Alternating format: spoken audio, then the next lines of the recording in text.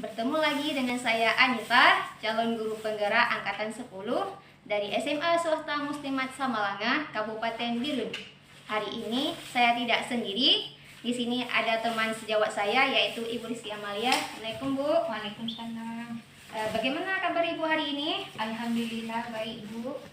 Hari ini kita adakan percakapan pra-observasi ya Bu. Untuk hari ini, supaya nanti ketika proses pembelajaran yang Ibu lakukan atau sebelum saya melakukan supervisi di kelas, baik ya Bu. Adapun tujuan dilakukan supervisi adalah untuk mengetahui dan mengevaluasi dalam prosesnya pembelajaran yang Ibu lakukan. Dan kenapa hari ini kita lakukan percakapan pra-observasi? Supaya Ibu ada kesiapan awal nanti ketika melakukan pembelajaran terhadap siswa Ibu dan memberikan pembelajaran yang baik kepada murid. Begitu kan Bu? Jadi sebelumnya saya akan mengajukan pertanyaan kepada Ibu. Pertanyaan yang pertama yaitu berkaitan dengan tujuan. Apakah tujuan pembelajaran yang Ibu lakukan? Baiklah, berarti berdasarkan rancangan pembelajaran yang sudah saya tuliskan di sini, itu ada 4 tujuan pembelajaran. Yang pertama, menjelaskan pengertian tentang barisan dan deret aritmatika serta jumlah suku ke N dari barisan dan deret tersebut. Yang kedua, menentukan rumus suku ke N dari barisan aritmatika. Dan yang ketiga, menyelesaikan masalah yang berkaitan dengan barisan dan deret aritmatika. Dan yang keempat, menyajikan penyelesaian masalah yang berkaitan dengan barisan dan deret aritmatika. Nah Ibu, untuk nomor 2, jadi bagaimana area yang Ibu capai atau Ibu lakukan? Berarti area yang saya lakukan di sini yaitu ada 3. Yang pertama itu keaktifan siswa. Berarti di sini proses pembelajaran sangat dibutuhkan sekali itu keaktifan siswa, karena tanpa keaktifan siswa itu pembelajaran terkesan membosankan ya. Keaktifan siswa dalam pembelajaran akan berpengaruh besar pada keberhasilan proses pembelajaran.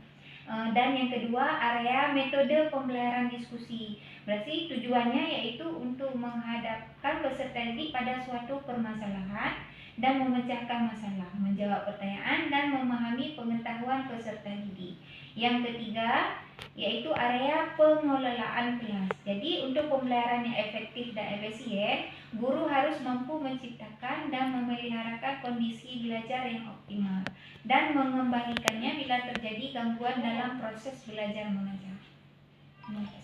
Baik Bu, berarti untuk area pengembangan yang Ibu lakukan berarti ada 3 kompetensi ya Bu. Yang pertama ada keaktifan siswa, yang kedua metode pembelajaran diskusi, dan yang ketiga pengelolaan kelas ya Bu. Jadi untuk pertanyaan yang nomor 3, saya ingin mendengar Bu, bagaimana rancangan pembelajaran yang ingin Ibu terapkan di kelas? Mungkin dari strategi pembelajaran ataupun model ataupun metode dari pembelajarannya. Berarti di sini saya menerapkan strategi pembelajaran yang berdiferensiasi, yaitu berdasarkan kesiapan siswa yang diintegrasikan berdasarkan pembelajaran sosial emosional. Kemudian saya membagikan kelompok sesuai keinginan, kemampuan atau keaktifan siswa. Dan untuk modelnya di sini saya menerapkan model problem based learning. Berarti di sini problem based learning ini menyelesaikan suatu masalah. Baik Bu, berarti untuk rancangan yang Ibu terapkan di kelas itu menggunakan strategi pembelajaran berdiferensiasi yang diintegrasikan dalam pelajaran sosial emosional. Berarti dengan menggunakan model pembelajaran discovery, PBL ya, maaf ya. Berarti dengan problem based learning atau dengan metode ceramah dan diskusi kelompok dan penugasan. Jadi untuk nomor 4, bagaimana dengan media yang Ibu gunakan di dalam kelas? Berarti media yang saya gunakan di sini ada laptop, infocus, papan tulis, LKPD, lembar kerja siswa. Baik, di nomor 5, kira-kira nih kapan Ibu akan melaksanakan pembelajaran tersebut?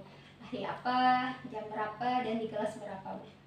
Kebetulan saya ada jadwal mengajar pada hari Kamis di jam pertama di kelas 10. Baik, nanti di hari Kamis berarti saya akan datang di kelas Ibu.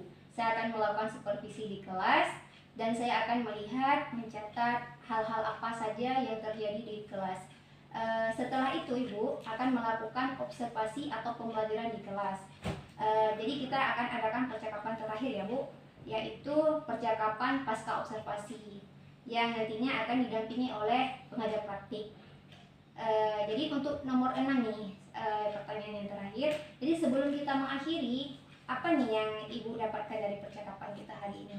Berarti dari percakapan kita tadi saya mendapatkan gambaran tentang cara mengajar, media apa yang saya gunakan nanti pada saat mengajar, dan model apa saja. Mungkin ini hasil dari percakapan kita lakukan hari ini. Semoga bermanfaat bagi saya dan bisa melakukan yang terbaik untuk pembelajaran di sekolah kita. Baik Bu, terima kasih Bu Rizky atas waktunya hari ini yang telah berbincang-bincang dengan saya, yaitu terkait dengan praobservasi. Dan sampai ketemu di observasi hari Kamis ya Bu ya. Demikian percakapan kita hari ini. Sampai bertemu di kegiatan observasi di kelas dan juga percakapan pasca observasi. Terima kasih Bu. Sama-sama. Assalamualaikum warahmatullahi wabarakatuh.